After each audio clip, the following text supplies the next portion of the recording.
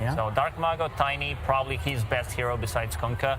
So you got to be very careful. It's going to be a completely different game what happened in the previous one, where this Tiny, you know, very slowly getting into the game. Tiny's an explosive hero. He can easily take over the game. But also, it's just the Dark Mago specialty to play Tiny versus these ranged agi carries and just toss them into the team and just wreak havoc. So I do think this SF is in danger. Contrary to last game, we are now looking at this Pango and this Marcy. How much can they do for their team early on? Can they shut down this Morphling? Because if not, it looks like a free Morph game. Well, if EG get what they want, it sounds like they should be getting an action-packed game. And I know two people who like action-packed games. It's ODPixel and Fog.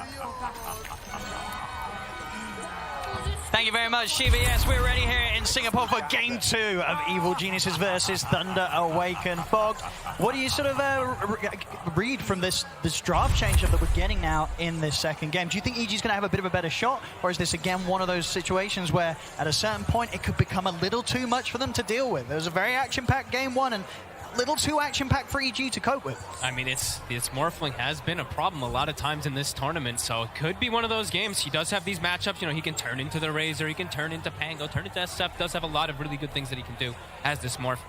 Could be a bit scary if it gets to those later stages. EG, I think they want to, you know, do what they've been doing most of the times at this tournament. Set that pace, set that tempo, get a good early advantage, because their draft, it's very strong around some good early timings. They can fight constantly, not really too cooldown reliant. Strong lanes.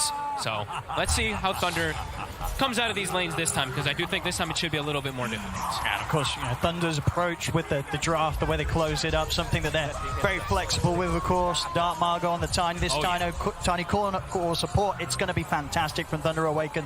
They do it very, very well in both positions, and allows them to end the draft with a Lion. Not something that a lot of other teams will do, but definitely gives that extra bit of threat, that instant catch, instant hex, that for heroes like that, the Pango and the SF could catch them by surprise. And once again, not the biggest amount of sort of defensive capabilities that EG's heroes can offer if they get jumped.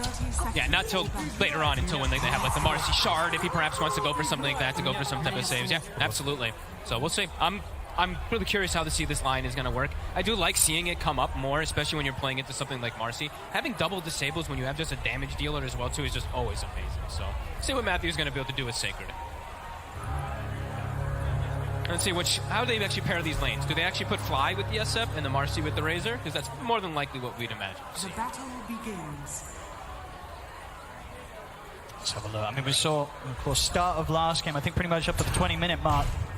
It's kept very, very close between both teams. When you look at the lane setups this time round, do you think we're going to see a similar story, or is there the potential for someone to get heavily harassed out of the lane early on? I'm just not sure how this top lane, it's just the Lion has to be really careful to not get caught at level 2 pretty much from the clockwork, because then he just dies immediately. Besides that, I think actually Thunder should be okay. We'll see how they do bottom. Sometimes this can be a little volatile because Marcy just does so much in laning phase. Even though Morph has ways to break Link, you can pull him back in and stuff like that. So we'll see how that first few waves goes, at least for Bakaz. And what about this mid lane matchup? Dark Margo, Tiny against Abed's Pango. What do you expect out of this? Mago should do just fine. Abed should be able to get some decent farm, but I think Mago should come out ahead. He's just so comfortable in these matchups. Talking about comfortable, you know, Bakaz this game, Morphling. I mean, we saw how well he was able to play on the Bloodseeker in terms of just being able to know perfectly the hero's limits. And if you want to play a hero that you can really push to its full potential and play around those sort of risky situations, Morphling, this is sort of the next step from the Bloodseeker, right? You know, you've got to be prepared to see Bakaz juggling around his HP, his agility to a perfect balance. Yeah, it really is exactly that, right? Those are the two highest volatility heroes when you're just trying to push the limits to top. So that's set up for the kill here. Flight with the chase down. Fairy Fire's there from Matthew, but a few more hits of the Battery Assault will get the job done for EG. First blood for Fly. A little worried about this one. They actually did it before the level 2 even comes out for the Clockwork. They just come in. Almost getting both heroes too. Sacred, thankfully for him, TPs to the tower, but they do force them both away. And I imagine this time round on the bottom lane, unlikely that we sort of see Nightfall in a dangerous position as he was in the early laning stage in game 1. Is this really a lane where Thunder Awaken can look for kills early, or is it pretty safe for EG? He should be pretty safe. He just has to be a little bit careful how much he trades when he does have like the Link building up, how much the Lich has, how much distance the Lich has to get like multiple nukes off. So lane positioning is going to be important for EG. Of course, EG, you can see themselves very much primed and ready to to try to get a kill out of this lane themselves. And we're going to go on Picasso right away. Yeah, he has the adaptive level 2, so... He's going to take quite a hit on the way out here. Crit trying to block him up. Shifting into that strength. So will manage to survive. Has to be careful in this lane.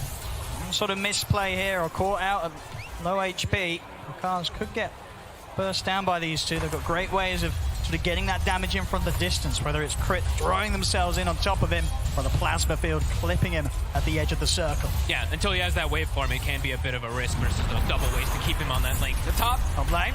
Nice bit of a turnaround. Fly has got the fairy fire. Drop down the cogs, but Sacred one more hit's all he needs. He's not going to be able to get it. Oh, the cogs. Fly's able to get out, and now Sacred's got to back away. Mango's at the ready. Arteezy beginning to stack up the raises. Thunder have to keep their distance. They are struggling up here, though. 9 last hits on Sacred.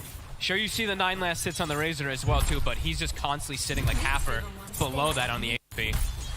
This Clockwork SF lane a lot harder this time around. Absolutely, a very nice duo to play with in the lane. Yep. Fly just being able to charge and get on top of a hero with the battery assault and just providing that control for Arteezy to line up the razors. And this is actually a pretty big thing to actually talk about here. So on the retreat there, Fly going back to base gets a half pull. So what it's going to allow is now the wave is going to go back into the tower for the Shadow Fiend. So actually a pretty impactful play coming out from that clock.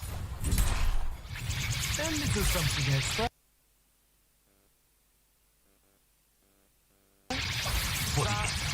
See bottom lane. Against Nightfall's 13 and 5. Look at not even going for the waveform, not even a 3. Just going for 2 points in adaptive. That's confident. It's cool too, because now they do have burst damage where maybe Nightfall can die. That's now true. It's a lot of magic damage. Very much so. They've got good follow-up as well from Panda. So the ability to sort of just be able to slow down EG if they're ever trying to chase this morph, giving Picasso the space to just simply walk back under the safety of his tower. See top lane. Sacred. Setting up onto Sacred here, the cogs.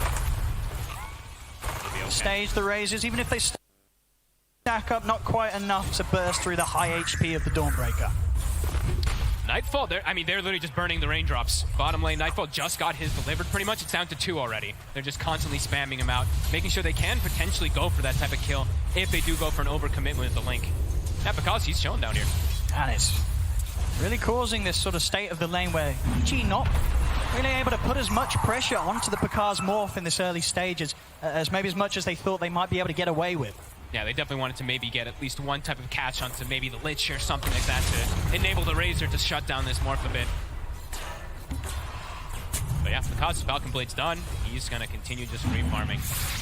We haven't got a chance to look at the mid lane much. He does now, of course. Waveform is picked up at 4. And This time they will round, find Panda. they should get Panda here with a rebound stun. Oh, it's actually still got the Fairy Fire. In fact, with that, he will manage to get out alive. Salva the ready as well. Panda able to stick around. Still got 2 mangoes to play with. Top lane, set him onto Fly with the stun and the hex. He got the battery salt off, though. He's able to put a stop there to the Starbreaker of Sacred. Fly to the high ground in time. Last hit, not enough to take him out. And now Arteezy, he might be able to line up some kills himself. Looks towards the Dawn. Sacred might look for a neutral deny, and he's not going to get it. Arteezy able to get the last hit in time.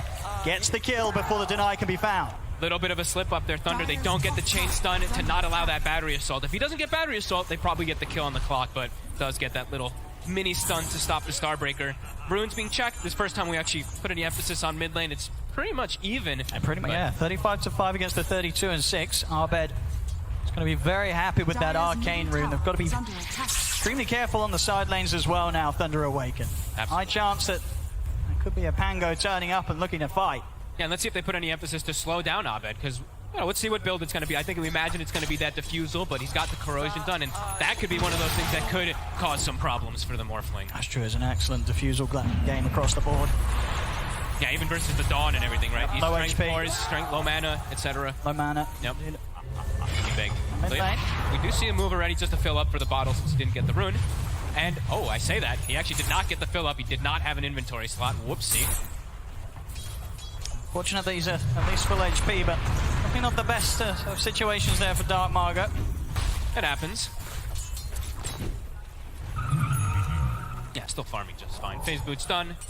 Has stacks to work with, too. We see Panda backing up and getting some stacks. Right now, 2-0. Gonna try for a play here between the two of them. I like this. Smoke up from the mid, they're gonna head straight towards the top lane. Not before EG's already there themselves though. Both supports flying, Crit ready to start setting up the play. Sacred will get the hammer out.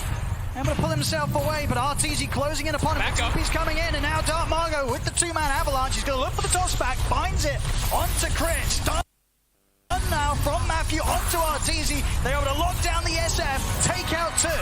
Maybe even more here. Panda still has the slow here, applied to Fly, but backups in terms of Arbed. Arbed, see if he can get some kills in return off the back of this Rolling Thunder. Good angle onto Panda, but there's 4 heroes here, and Arbed cannot try and pressure for more. He has to back away, not able to turn around this fight and find anything in return there. I love Thunder, how they play around the understanding of, SF, it's a weak hero in the early game. It's very fragile, so able to punish it nice and early. She could actually jump in aggressively around the power in spawn. Will end up being down bottom, DD. See if they can burst through Crit for this. They certainly can. Toss back into the stun. Thunder gonna take another kill around the river. And how many times has he tipped Crit already in this series? Oh man, great rotations though, as we saw. Just knowing exactly how to punish this Shadow Fiend, very squishy early, good moves. And how Sacred, even getting a good connection under the tower. Fair bit of damage onto RTZ here. Yeah. We'll be fine though. Does have a few one charges, good to go as well. So he'll still remain safe on this top lane. But the fact that they're making these moves, forcing reactions, making Crit even go top. Look at Pakaz, he's got the free lane, the free farm, with no attention put onto him now. Panda. Gonna go for the TP out, but the damage from Nightfall underneath his ultimate, far too much for Panda to TP out from. Cute little attempt though, he cut the tree, got in the fog for like a quick second there, but not quite able to survive. 3-3. EG with a slight gold lead overall. And 9 minutes in. Preparations are being made here in the triangle of Thunder Awaken. Stacks will begin. Yeah, they're gonna work on those now, it looks like. Perhaps Smago gonna be nicely enabled from these stacks, honestly. The phase boots this early done with the blink's gonna be done probably within the next like 3-4 minutes too. And that's gonna apply tons of pressure. These squishy heroes, and look at all of the heroes on the side of EG. The 3 cores, all agi cores. So strength gain kind of minimal. So could definitely see Dark Mago have a pretty explosive game. Absolutely, and especially when you consider the lineup that he has around him, right? Everybody's got a fair bit of damage to throw into the combo. It feels like that's just the Thunder style, right? We saw last game tons of nukes on every single hero. This time it's very similar. Not bad. He's gonna step up. Got the solar. With the Hex into the stun, he's dead. A quick catch there from Thunder as Arbed not prepared for that move at all, or maybe feeling that Crit would somehow be able to bail him out, but of course no options were there for Crit to be able to save Arbed. Thunder, they'll now step up for more. Fly stepped into the river. They'll pick up both kills. And at the same time, bottom lane, it's actually Pakaz that's draining Nightfall. As with the static link and the adaptive strike, Nightfall is so close to dying here. Not quite. He's going to have Plasma Field in a second. The mana's building up Pakaz. Oh my god! And it's not enough to kill him yet. He's still trying to push up, but the TPs are coming in. Pakaz, he gave it his best shot. He nearly gets it there, but he won't. EG able to punish him. I mean, what a play. He was going to go for that kill in every possible universe there could ever be. I mean, that's still so nice because Nightfall, like, he actually rebought his raindrop charges earlier, and that's actually the thing that allows him to live because of this over-chase. Raindrop protects from that plasma field, all the little things. Pakaz tries to push the limit, gets punished.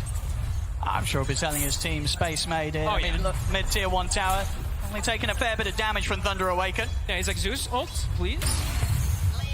Beautiful. Mago, though, as we saw, got that double kill. Probably the most important thing to talk about. That blink's going to be coming out super fast. And yeah, very fragile cores on the side of EG until they start getting some HP items. That really is the thing. How prepared will EG be to deal with this early blink dagger? Yeah, I mean, Nightfall's going to have to be the one to kind of stand as the frontliner as this Razor, as we've seen many times. But he's not having the best of games as this off-lane Razor.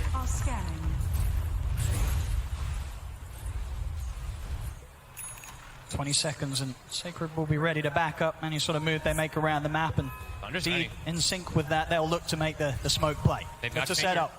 They've got more than enough burst for They've got all the ults. I mean, top lane, EG, smart move from them to get aggressive onto Sacred. He's the one that provides the global backup. If they take him out, there's nobody that's able to bail him out. Nightfall knows. He's like, wait a minute. Nobody reacted top. Oh, God. And he knows he's going down here. Yeah, they'll throw out the ults. I see Matthew holding back the finger. Wants to make sure that he's got that at the ready. No need to farm unnecessary stacks at this stage. It's a long cooldown level 1. You make sure you have that for the next kill. They could look to actually make the move again, and Dawnbreaker respawning can TP somewhere and Solar Guardian into the next team fight. Absolutely, yeah. You know, saving the finger for the next kill. Matthew, he's very ready to go. We'll see, in fact, TPing up towards the top. He TP'd. Matthew actually TP'd mid. They saw Abed. Oh, mid, sorry, yeah. Second. Oh. Matthew coming over towards the mid. Sacred he'll be the one to head back top, continue to clear out the waves. Matthew TP'd pretty much like from the hard camp near the outpost to the mid lane, just really trying to kick up that pressure, have a very quick-paced early game. Even again, just like the last game, after lanes, things are looking this is dead. We'll see if this catches out Sacred again. I mean, once more, EG, they know at this stage you make the moves towards the door. That's the cleanest thing they can do. Quick reveal. Mid lane, Dark Margot will indeed find the jump onto the Marcy. Again, at the same time, the move's made onto Sacred. TPs will come in this time round, and Sacred able to pull himself back to the safety of the rest of his team with the hammer. EG not successfully able to take down the Dawn this time round. He's not an easy kill. I mean, look at this Dawn. With the Falcon Blade, with the Bracer, 1600 HP. They have to commit so much. If he just gets the hammer out every time, they don't have that follow-up disable. And now, Matthew, as we said, still holding on to that finger. It feels like he just wants to use it on Arteezy exclusively. Absolutely, yeah, he's been very controlled with this, and it definitely hurts for EG. They know that threat of the burst will be there. They're going to try for Sacred once again. This time Sacred a little further up than before. Got the Managed hammer. to get the hammer out, but the cogs are down. Has the backup of Matthew and Panda. Chain Frost is there. Fly, hook shots out. They're taking out Sacred. This time Matthew ready to burst through Fly with that finger. Finish him off. Abed will turn up from the side to make sure they get a second, but Dark is in with a bling, and here's the buyback. Dawnbreaker, Sacred ready to fly over towards the fight and turn this around as it's a double kill for Matthew. Crit tries to run, the tree will chase him. The Sacred ready to dive in underneath this tier 1 tower. Crit trying his best with the Dukes. Oh, Not doing a bad job about it at all. They see him now. They do indeed. He can only hide there for so long as Thunder take him down. And they'll take out the tier 1. A solid buyback there from Sacred. Thunder is really on some next level stuff. We saw this in the last game too, just constantly looking for the fights. EG probably was like, oh, we're good, you know? He's dead. He's not coming back. Who buys back in 14 minutes like this? Great play again coming out. Thunder really understanding how to take these fights. Dire's top tower has fallen. Once again, as in game 1, still overall close between the two teams, and both carries in a very similar spot. Kaz and Arteezy within a few hundred gold of one another. But seeing this Morphling having this type of game is definitely some concerns for EG. As the panel mentioned, sure, they've got this Rolling Thunder, they've got the Marcy Stun and stuff, but they don't really have like these silences. Morphling will be able to always survive, probably versus the Burst. And he does have that matchup. I mean, turning into Pango, turning into Razor, he's got a lot of different things that he can do here on this Morph. So EG, these next few moments feel like they're pretty crucial. Abed, Diffusal is done. Let's see if they can actually find a kill here. This could be what allows them to get me. Kaz would be the big one. Very quick with the waveform. Fly not able to catch him with a hook shot in time. Does have Sacred around. On the mana, though, will try and swing forward with the Celestial Hammer, and indeed EG, they won't continue to chase. They know it's highly likely that Pakaz has got more backup behind him. As Pakaz able to get away from that smoke, EG not quite able to execute that initiation as they wished for. No, they're trying to find the moves, but yeah, just as we said, the Morph is going to be a big problem for them to ever try to kill. And now Hookshot on cooldown, and that was also the Diffusal reveal, I believe, for Abed. So Thunder will be well aware of it, and immediately look at them. Like, the smoke is already going. They see an opportunity to go for a kill. They have this ward bottom. Finger not at the ready. Might need one more follow-up. They do have the Solar Guardian if they want to call for it. And Nightfall does show. Yep, they know he's in it. Dark Margot. Yeah, there he is. Able to get him with a jump. And of course, once they get that opening stun, so much follow-up to make sure there's more than enough time to keep them in position, allow Sacred to connect with the ultimate and get whatever pick-off they look for here. It's so fast the way they're moving. It feels like they're just constantly smoking and just swinging across the map. Just first they were top, now they're bottom within like 2 minutes afterwards. EG trying to get back them, trying to find Pakaz. See what they can get underneath this tower. I mean, they know that there's no Dawnbreaker able to head over and help out Pakaz. But Panda, he walks in. He did see that ward, it looked like, for a quick second. They're gonna go for him. See if Thunder want to do anything about this. It will take a bit of time to take Panda down. He's still In fact, if they can take him down at all, they can't. Panda able to walk away. Thunder, they'll happily take the fight that EG try and poke for us. Once again, EG attempting to make these moves, but just not quite able to get that catch onto Thunder as they wish for. Thunder is just, they're reading the map better, honestly. The macro play so far has been perfect. Just like last game too, the wards that they've set up, it seems to just be doing every little thing and just keeping Thunder in a perfect position, not even losing their 5. And we're seeing the skill build from Pakaz. This is, you know, we've seen this so much now from the Morphs. You only need that 2 points in your attribute shift. So he is very scary if he turns up and fights. A ton of burst damage from Waveform and from the adaptives early. I mean, do you imagine that EG once this BKB's done on Nightfall, will they look to try and force a fight? So top lane Matthew, it's getting gone on, but Pakaz is thinking about maybe trying to find something themselves out of this. Dark Margo's in with a jump, he's able to close the gap on Artini, he just burst straight through him! Able to jump straight over towards Artur at the back of the fight, throwing out the tips as well. That is massive cause for concern. I mean, he's able to just one-shot him. Look how huge his Tiny is. He's got an Echo Save and the Brigand's Blade. It's so much damage from the combo once he gets on top of them. And as we said, you know, the EG lineup, it's very fragile. Nightfall, as you mentioned, you know, the BKB, they're going to have to try to force something big with it. Some type of fights, because things, even though it's only a 1k gold lead for Thunder, it feels like it's starting to get quite a lot higher than that. See here, again, Margo.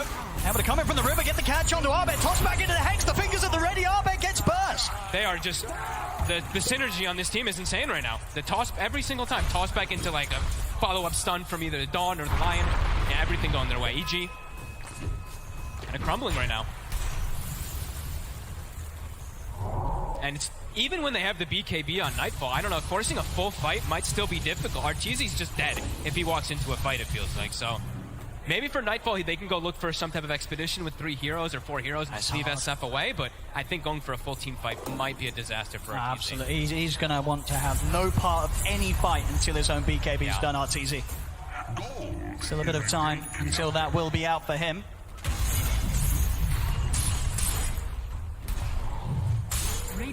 Thunder, they're starting to feel very comfortable. You know, they made all these early moves. Now they're like, okay, I think we have a pretty damn good advantage right now. Sit back, finish up an item. I think they have the Matthew Blink Dagger also done, so they can even look to make these moves if EG does step out of position pretty easily while they're just farming. And they've got the global threat, so things really looking quite amazing right now for Thunder.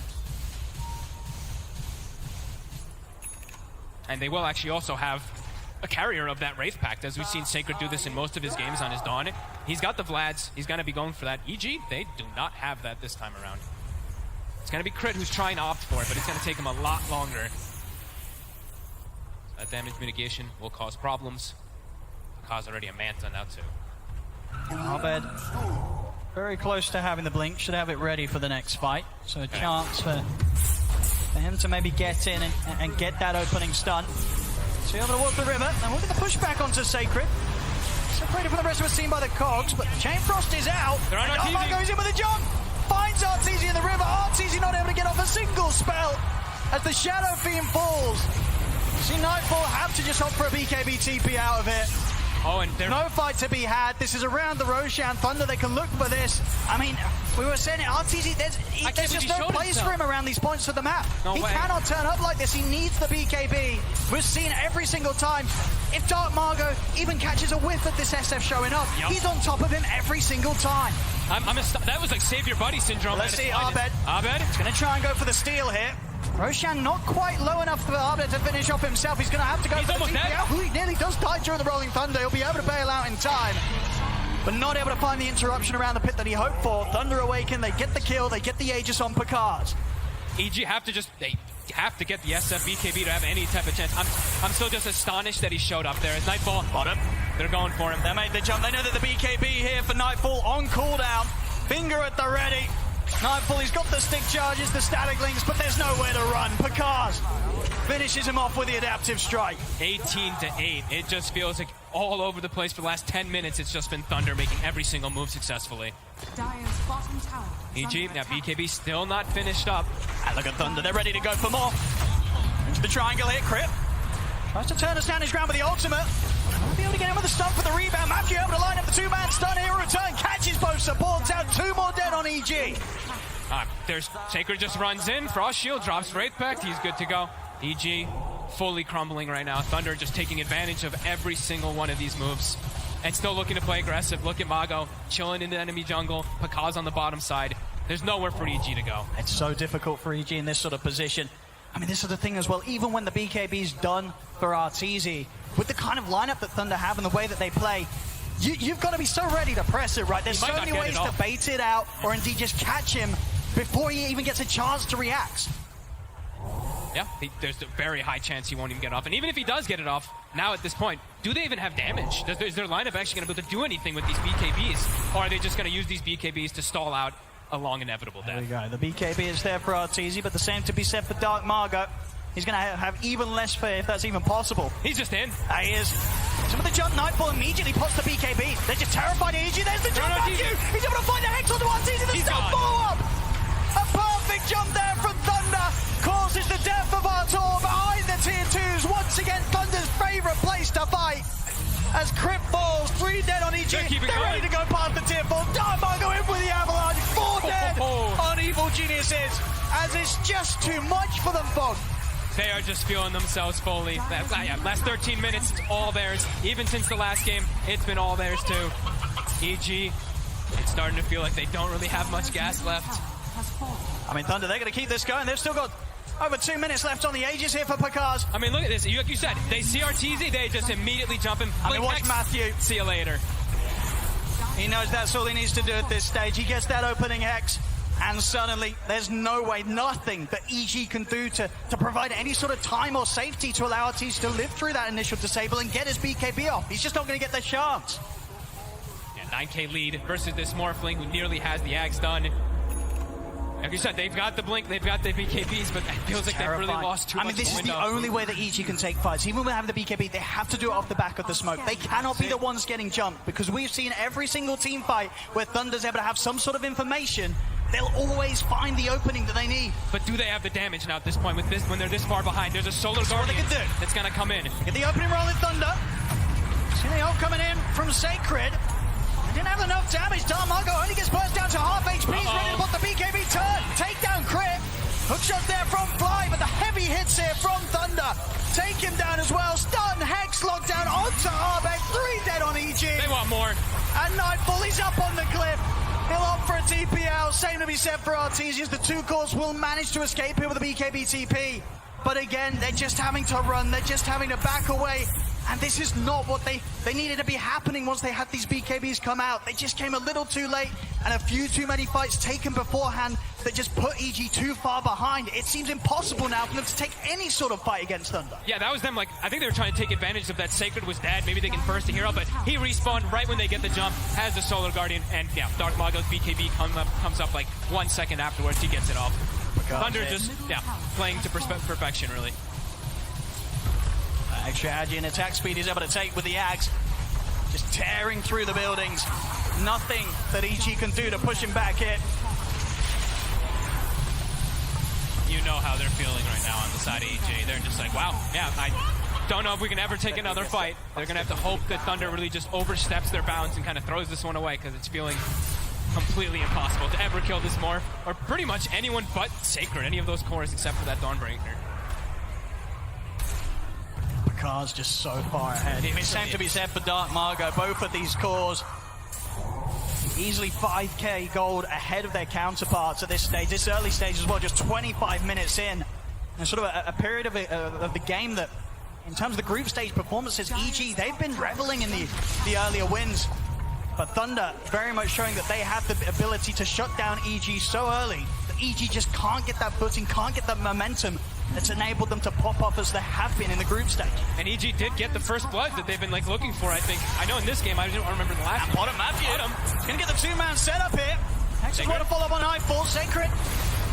Pretty beefy, and with the finger burst onto Fly. He's gonna get taken out. Arbeck does off to the side again. Nightfall and Arteezy, all they can do with their BKBs is BKB and TP out. They cannot fight them.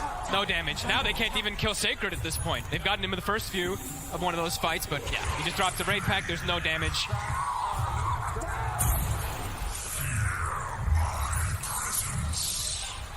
In terms of sort of fights that they can put together around the defensive on the high ground, do you sort of see any play that EG can try and go for in terms of punishing Thunder when they go for the high ground? Matthew. He showed himself. They know he's in the trees somewhere. Matthew's going to go for the blind stun.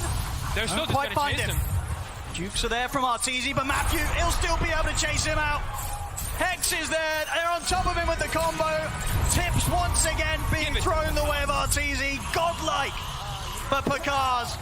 And to answer the question of the comeback on the high ground, they don't have the team with the tiny. They don't have these toss-back plays or anything.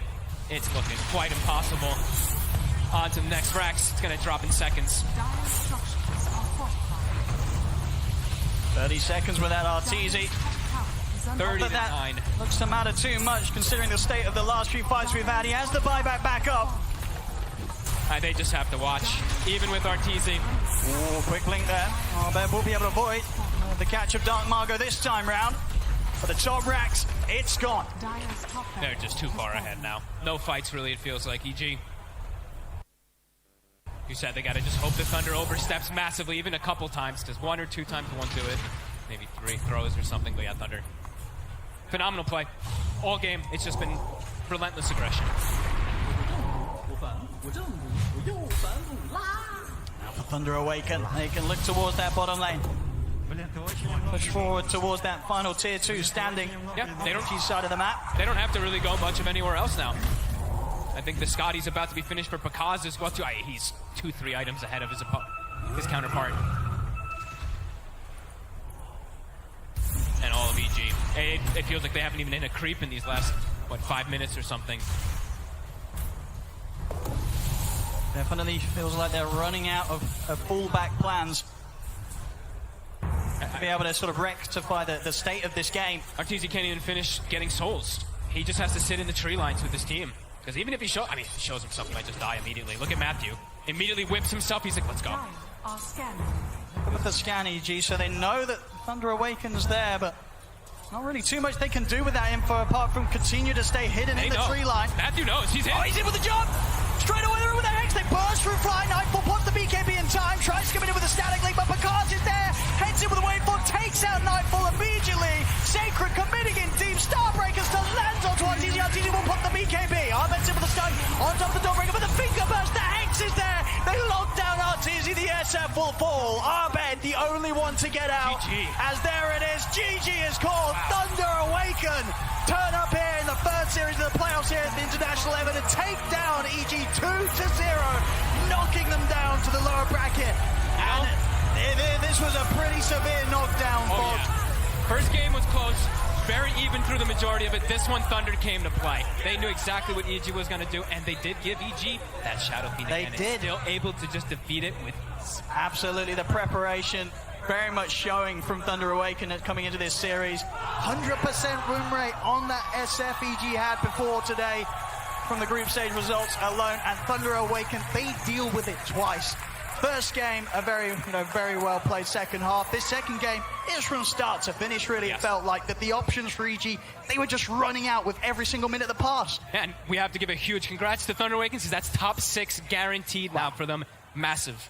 And if they continue to play like this, I don't think there's going to be any sort of question on how far this team can go. Once again, just continuing to look better and better throughout their group stage, and now turning up on the main stage, opening up with a performance like that. They've got to be feeling over the moon. Can't wait to see more from them. Of course, we'll see EG down in the lower bracket. But as it stands, Thunder Awaken, they'll be the ones to move up in this upper bracket, taking down EG 2-0. Thank you very much, ODPixel and Fogged. Indeed, Thunder Awaken, top 6 guaranteed, the first ever of their region to do so. Massive congrats are indeed in place. We're going to break down this game, which was straight fighting from the get-go. It felt like this was a brawl, Jenkins.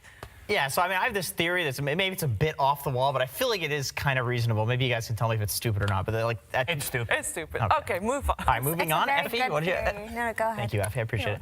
I think at TI, there's just obviously this immense amount of pressure for players. And I think when under pressure, people seek comfort in their teammates. Yeah. And I think in Dota, the way that you feel that comfort is through positioning. And so because of that, team fighting becomes very strong at TI. Maybe Earthshaker's not so good in this meta, but Enigma is the top hero that we've been talking about. And what have we been saying about Thunder Predator all year? They're the team fighting team. Thunder Awaken. Everybody talks about how Thunder Awaken in SA is all about optimizing team fights. So this doesn't come as a shock in that respect. For sure, I like that. you said that, because not just the game that we saw right now, but the previous one before it, they just outfought EG at every moment. And I really wanted to highlight the play coming up from the support duo of Thunder Awaken in this game. It really felt like that Lich and Lion popped off completely. Like in any other team's hands, a Lich and Lion support duo may have looked slow, may have looked weak, may have gimped them a little bit, but no, they were just out skirmishing a team with Clockwork Marcy supports. That is just so insane to me. After watching these two games, I feel like EG fell into a trap that Thunder Awaken knew exactly what EG is going to go for. Like, we did manage to protect some of the picks, and, you know, if we can do it, these smart professional e-gamers, they can do it as well. And it felt really bad for EG in game 2. Also, I think Shadowfin might become like a new meme for EG besides the Storm Spirit, because so far they picked it 9 times already. It was like it was working out until now, but seems like it got figured out. I also want to point out Dark Mago's Tiny. This is his best hero without a doubt, and how they managed to get him into the game is getting some big stacks in the triangle, if we can call it even a triangle right now. Yeah, we can. We can, okay. Yeah, and also the blink reveal, something that they did in the previous game with the Pango. This time around also picking up a blink dagger on Tiny and then doing big things after, getting a lot of kills. But not just that, to me it really felt like Thunder won the draft the second that Morphling came out, and then they were stuck with this SF Marcy Razor, where Razor, a hero who's been nerfed many, many times, patch over patch, you pick him to win the lane. And if you put him in a situation where he's not winning the lane, he really can't do that much fast enough for his team. So I really think that this Morphling / Lich safe lane that came out of Thunder was genius, and it put EG in such an uncomfortable position. Yeah, a lot of games during the group stage, we saw EG having a great game where obviously they got their hands on the Broodmother a lot. Banned first, and it did feel like Nightfall was a little bit lost on the offlane in this one, also because it was very much countered indeed by the side of Thunder Awaken. And Thunder Awaken, they do take this victory. It is Pandaboo that is going to talk about that with Casey right now. Pandaboo, congratulations! Oh, look at this man! Look at this man! Míralo, míralo. No puedo, estoy muy feliz. He's too happy. He's too happy. Oh my gosh. Okay, so what was the moment? I have to tell you, when we were watching behind the scenes, after the draft finished, we went, Thunder has it. Did you feel the same way? What was your impression after the draft? Nos han dejado todo. Es una falta de respeto. Tenemos Pacas Morphling, Antonio Entini, Matthew. Ya Matthew no importa. Satre contra Breaker. Ya ganamos. He says they gave us everything. It's a complete lack of respect towards us. They gave us Morphling Pacas. They had Tony Pepperoni, Antonio Entini, no sé, Anthony the Tiny. He said Matthew can play whatever, doesn't matter. Sacred had Dawnbreaker. My God, you are radiating joy. It's like contagious. How do you say contagious? ¿Cómo se dice contagious in español? Contagioso. Contagioso. I knew that. Yes. Okay. Well, we're gonna send it back, but really quickly, Secret or PSG LGD? Who do you want to face next? PSG. There you have it. All right. Muchas gracias. Gracias. Congratulations, felicidades. Back to you guys.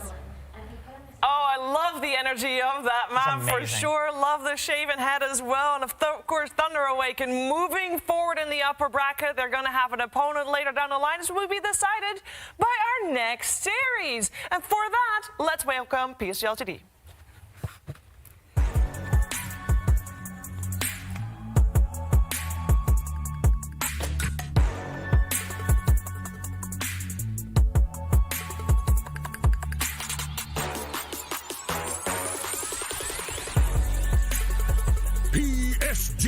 LGD. And here they are. They are your grand finalists of TI10, and they are looking to repeat with this time the championship.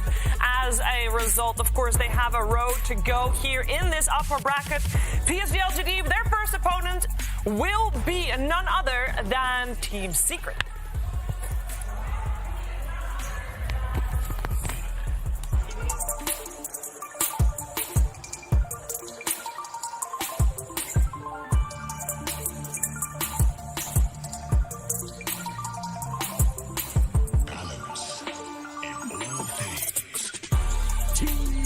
Secret.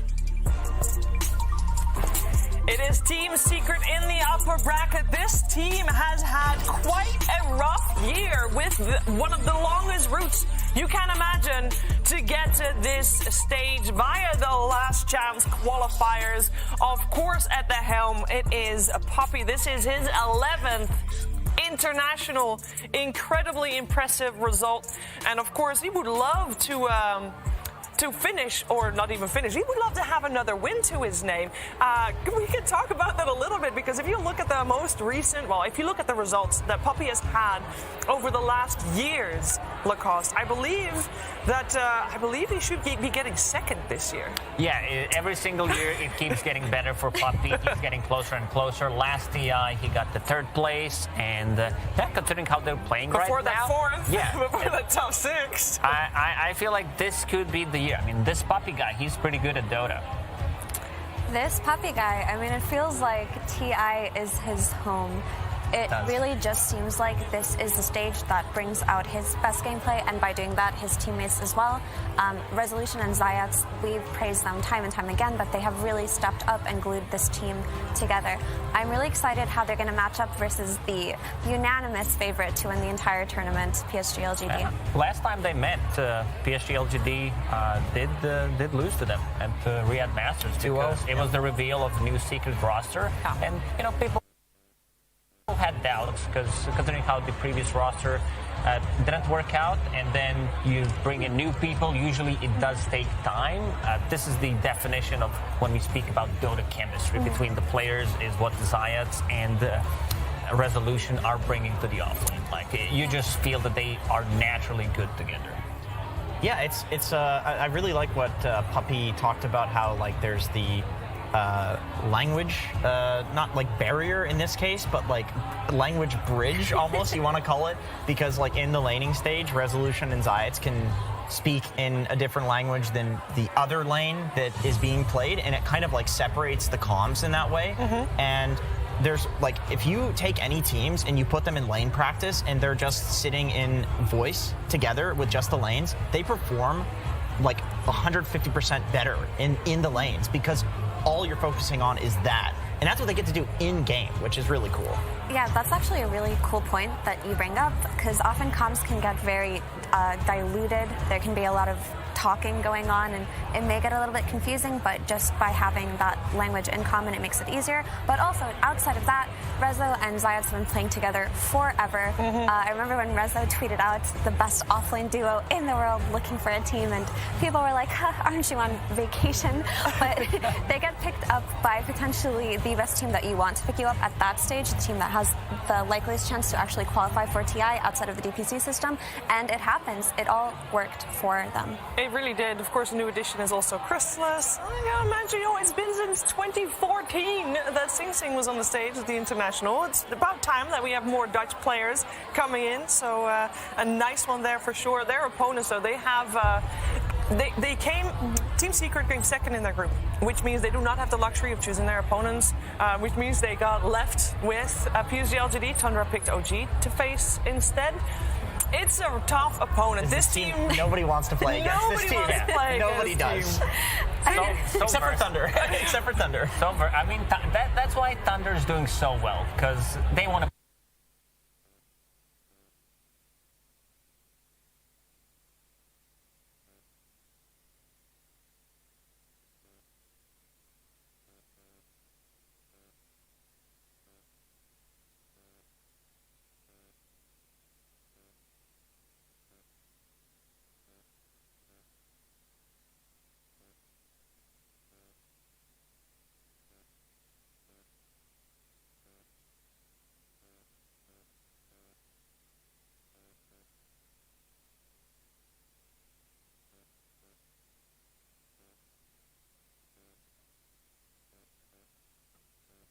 Like, we just have to enjoy seeing Ame and Faithian play, because they're one of the greatest players that ever touched the game, and they could potentially retire. That's what they said. You never know with Dota players, but yeah, enjoy. So Faithian for sure is retiring based on the video that he posted on Chinese social media. There have been rumors that Ame wants to take this win and just not touch Dota for a very long time. Now, that one could still be up. That's fair. That's fair. That one could still be up in the air, but come on. For me, personally, this is LGD's year. They have come so close so many times. Last year had to be painful, and they've also got the retirement story just like Liquid. I mean, they have to be itching for this win, more so than any other team in this tournament. Yeah, and they have also had good results this year. Of course, they came first in the tour for 2 tours in a row. They did well in the regional finals for both of those tours as well. Arlington Major, they came second, losing to T-Spirit in the grand finals. Maybe a little bit painful memories. The crazy thing is, against Spirit outside of grand finals, they're like 14-3 versus Spirit. But then when it comes to grand finals, they're like 17-9 or something like that. So it's like Team Spirit loses unless it's grand finals, where LGD seems to not be able to just push it a little bit farther. But you know what? I think LGD has a bit of an edge this year, because I think that loss to Spirit in Arlington really humbled them and taught them a valuable lesson, because up until that point, it really felt like Spirit, it felt like LGD were so confident in the ideas that they have that when they do lose, it kind of shakes them, right? Sometimes they'll get stubborn and pick a hero twice in a row, even when it's not good. And getting that experience losing so early on in the year is going to be even better for TI. I mean, we saw them kind of suck day 1 of group stage and then just bring it back completely. So just being able to recover mentally is a very, very good sign for LGD fans at home. Yeah, one thing to keep in mind as well is that for PSG LGD, they might not have had a lot of experience this year in LAN settings, because there was just no opportunity for them to. But this team is no stranger to playing on LAN, so any kind of stage jitters you can imagine, they don't have them. They have played under the biggest of pressures, of course, in that finals. If they want to do that again, they need to start in this upper bracket and just win a couple of games. Let's see if they can do that with the first one. It's over to game 1.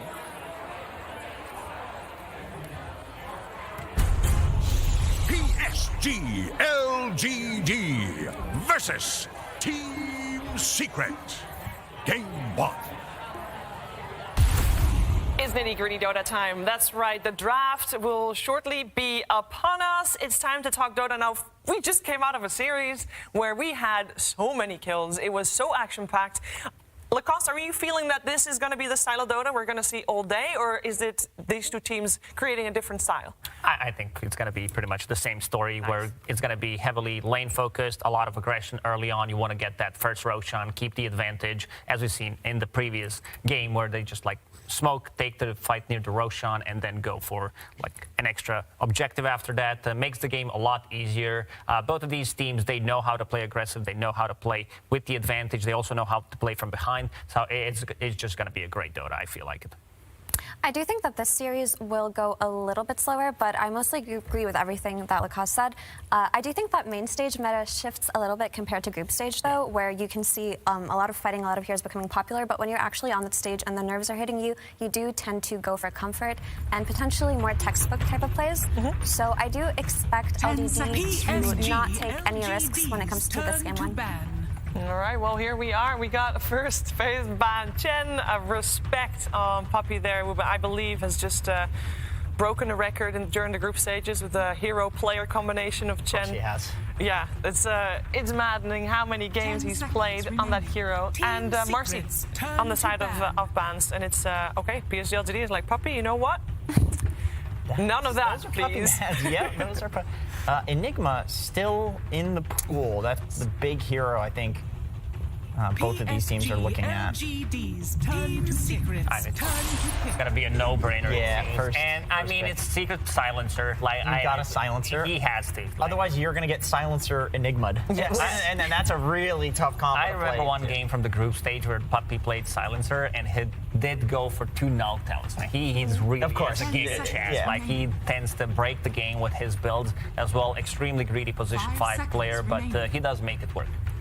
So an interesting thing that Thunder did versus Enigma in the first phase was just try to counter it with a gyro pick, and it worked out so well for them. They didn't have a silencer, they didn't have some niche jump on him hero. They just went for a carry that could outlane him and then outfight him on his timings. Sniper works too for a similar, well, you don't have to stop the black hole, you just keep him from outside of the black hole radius. But, I mean, in a way, Nyx is pretty cool for that, too, early on. Before Enigma gets his BKB, you can just turn on your Carapace and walk into the black hole and just have an easy way to cancel it. This feels like an age-old combo between these two. Like the Nyx and Leshrac. If you just have a list of all the things that Leshrac wants and that he doesn't do, Nyx Assassin provides that. And if you look at the list of the things that Nyx wants and that Leshrac does, Leshrac does all of that. 5 It's seconds like remaining. if you hero to scout, you take towers. Nyx doesn't want to sit in lanes and farm creeps. Leshrac consumes all the creeps on the map. They pair perfectly. But not just that, Nyx is a hero that does like to play around the mid lane as a position forward, right? He wants to secure runes. He needs a hero that can do the kind of damage that he doesn't offer. And Leshrac is one of the best heroes where you have a roaming for, because if you make a really good rotation around that 5-minute siege creep or that 10-minute one, that's just an easy tower and easy access into.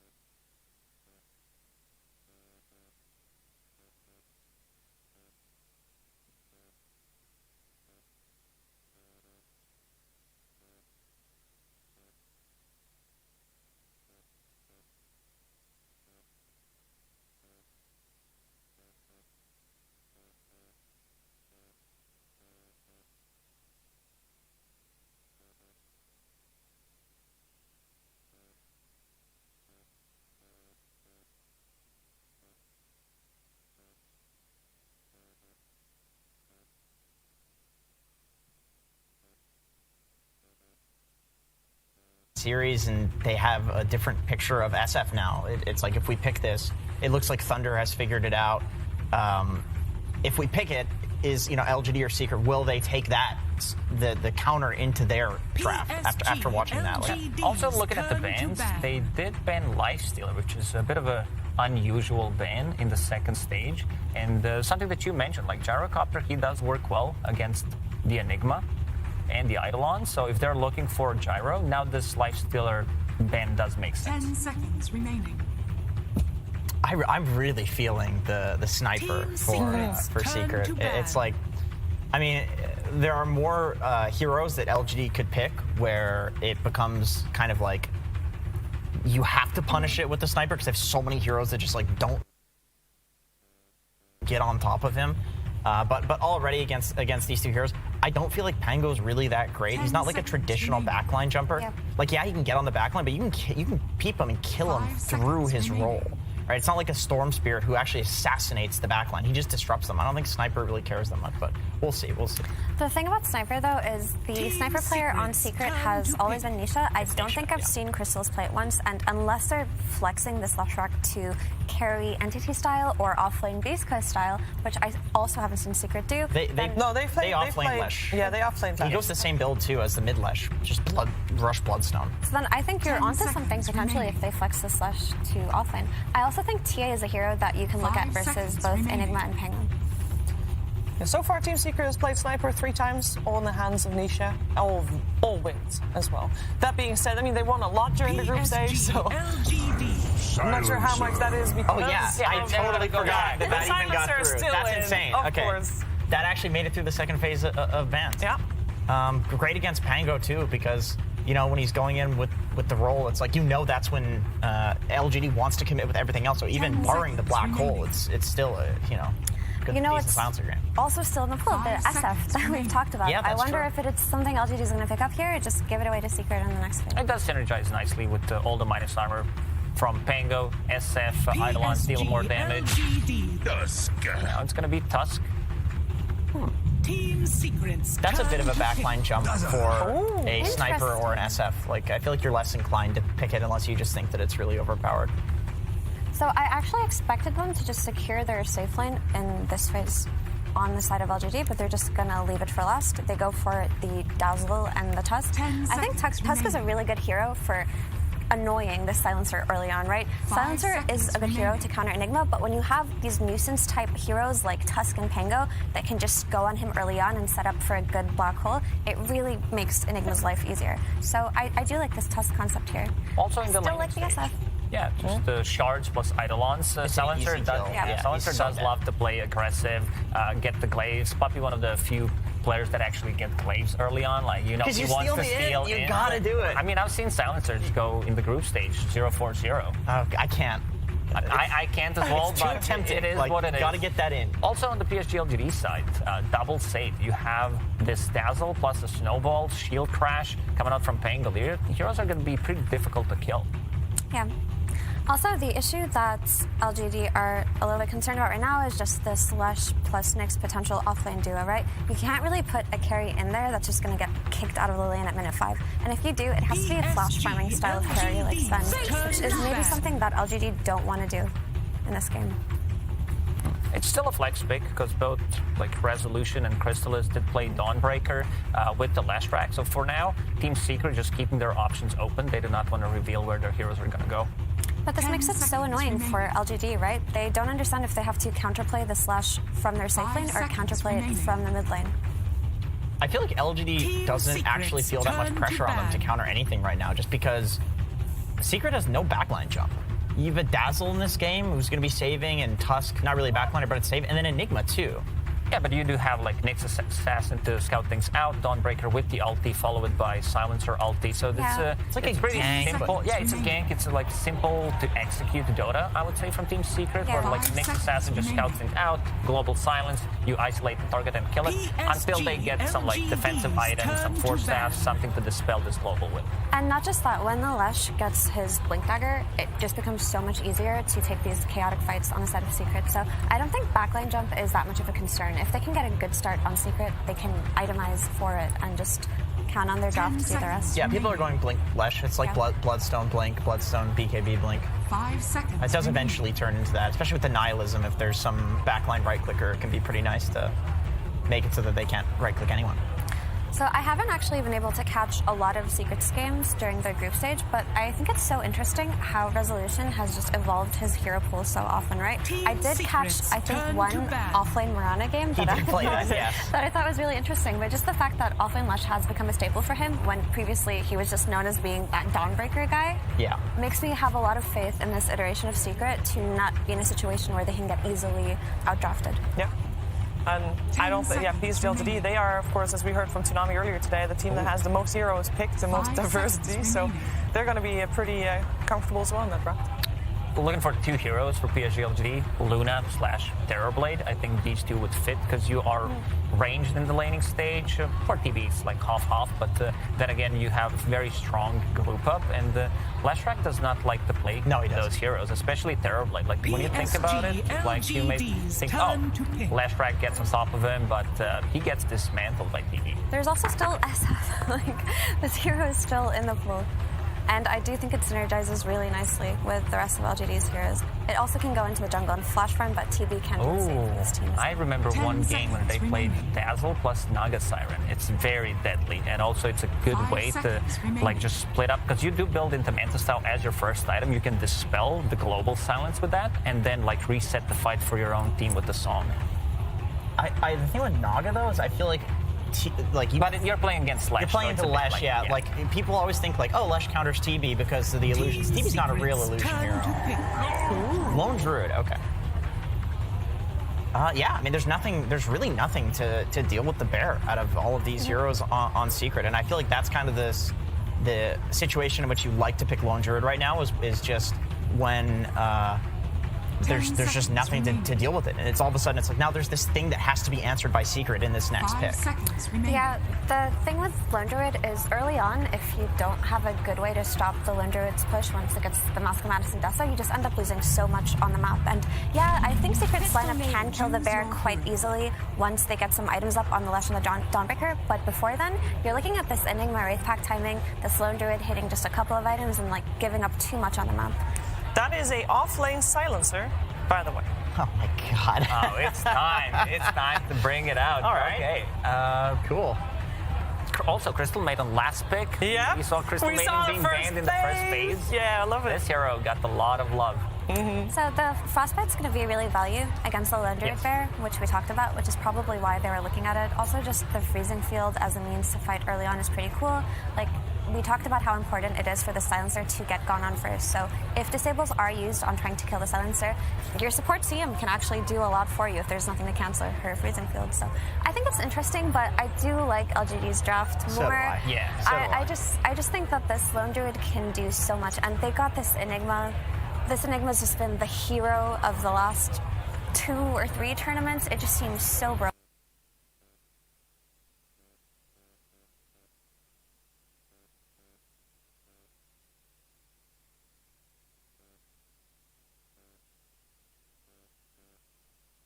It does. It just makes it so easy to group up and play for the objectives that you want. And I really don't feel like Secret are going to stop LGD's timing. Maybe I'm too focused on lanes, but I feel like if you're Silencer against Lone Druid Dazzle, you're pretty sad. Like, that is a tough It lane. sounds very difficult to play this lane. It really does. It really does. All right. Well, it could be that we are missing something completely. Who knows how this first game is going to play itself out? We're going to find out together with Sunspan and Synderen.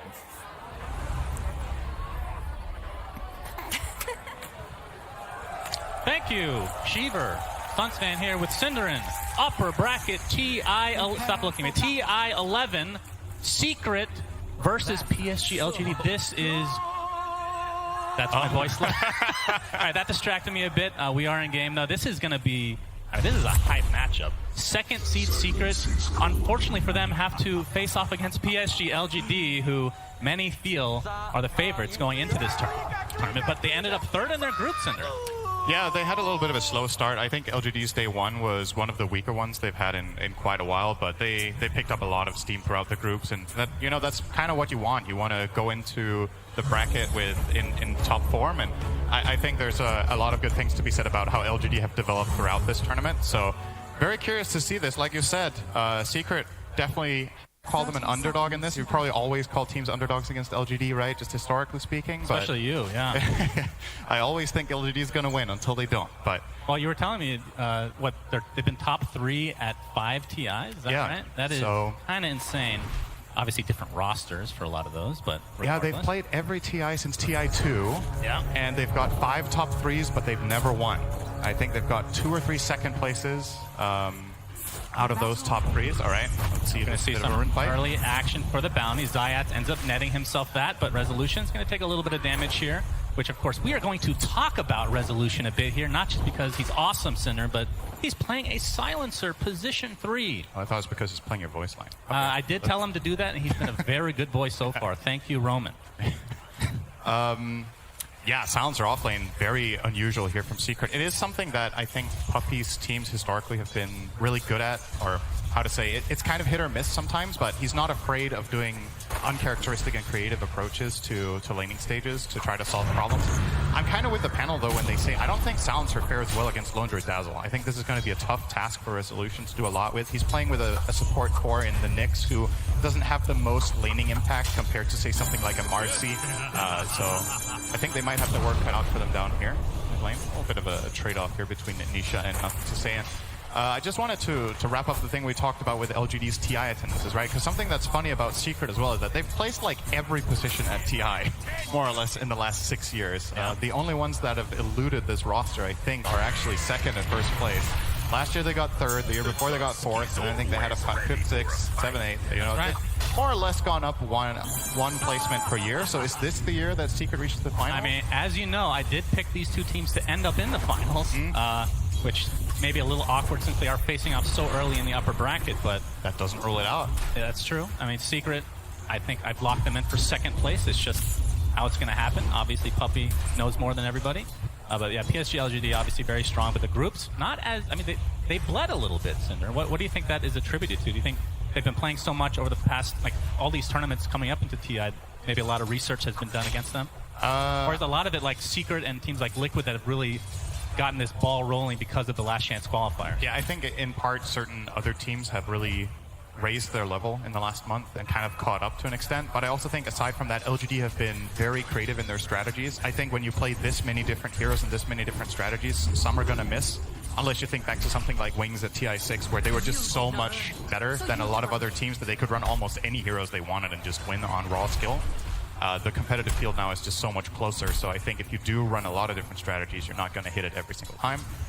And also, like we said, just a little bit of a slow start in day one, right? I think after day one, they more or less dropped, I think, 1 or 2 games in total. That's fair. That's fair. They just had to warm up a little bit, perhaps. And in the mid lane right now, Nisha sitting on 15 and 1 CS. As you can see, a little action top lane. Faith Beyond taking the brunt of the damage here. Chrysalis still with the Starbreaker, will fully connect. And that looks like first blood goes the way of Secret in this game number 1. This is just such a good carry against Enigma in lane. So what generally does well... Oh, this is gonna... I hope we're not going to hear this every time they get a kill. I listened to you enough already. Sorry about that.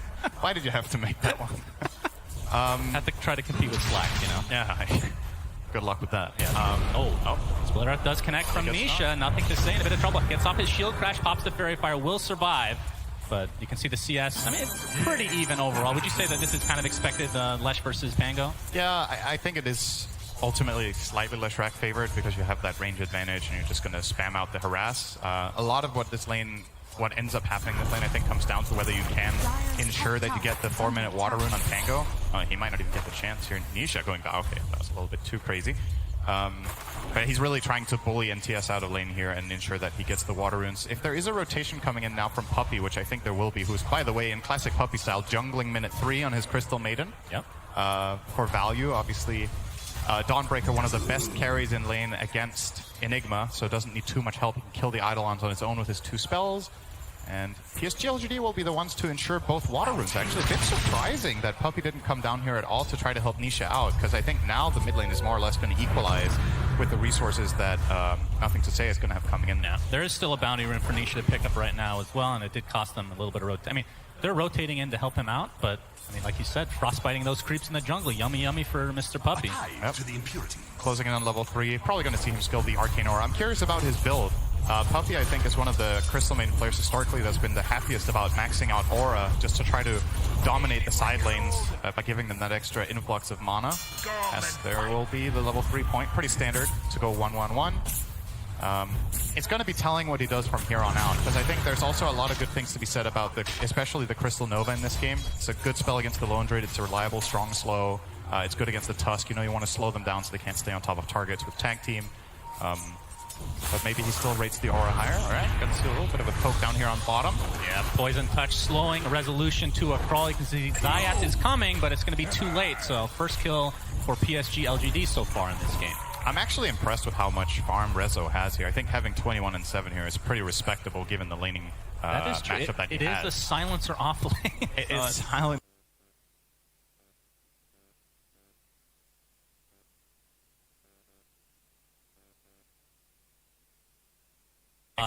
It's very... I think odd is a good word to describe it. We'll return now here to the lane. I think...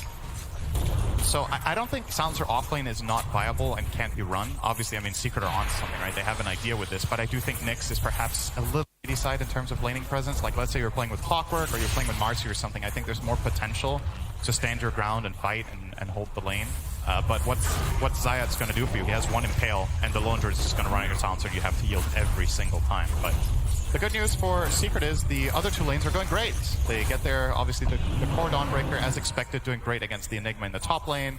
And as we alluded to, Nisha still doing just fine in that mid. Both level 6s now picked up in the mid lane. Wonder if we're going to see a potential rotation. I mean, both Crystal Maiden and Nyx have plays against Pango. You have the Frostbite, and you have the 2 stuns on Nyx to set up the Lash. With that level 6 Pulse Nova could be a potential play. I don't know what the stats are now, but last I heard, Crystal Maiden win rate was approaching 70% with actually a respectable amount of games played. Yep. But why do you think that is? So I haven't looked too much in detail except at which teams play it. 65.9. That is a very high win rate. I think part of it is what teams elect to pick it, right? I think Secret have been running it in multiple games, and they have a great win rate. So obviously that's going to inflate it a little. Has received some meaningful buffs lately. I think Crystal Nova is a very powerful spell when you get the right talents. And maybe also a little bit about the pacing of the game, right? And teams maybe have a slightly better understanding of what to pair it with as well. You know, in the past, one of Maiden's problems has been getting run over in lane, but you put it with Dawnbreaker carry. You know, you're probably not too worried about being beaten in lane. Then you go in transition, and something that your hero can do that a lot of 5s can't is actually you scale incredibly well with few items, right? If you get a BKB on this hero, if you get some sort of utility... Nice snowball. Ends up getting out.